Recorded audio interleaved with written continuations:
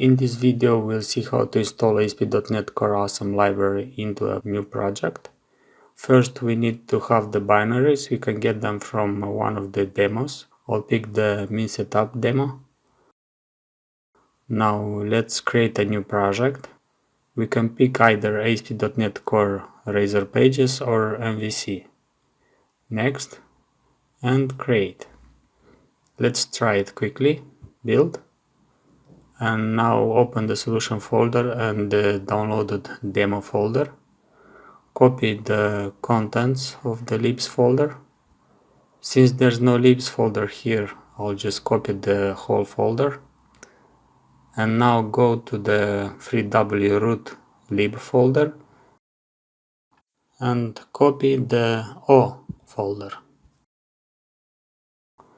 Now if we look at the docs, we see that we need to add a NuGet package reference to system link dynamic core.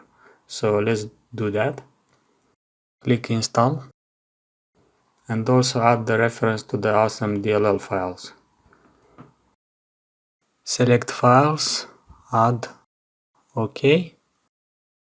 Now add the view imports, so we wouldn't have to add these usings for each view. And finally we need to reference the JS files and CSS files in the layout CSHTML. I'm going to add the scripts just before site.js. Since jQuery is already present, we can delete this line.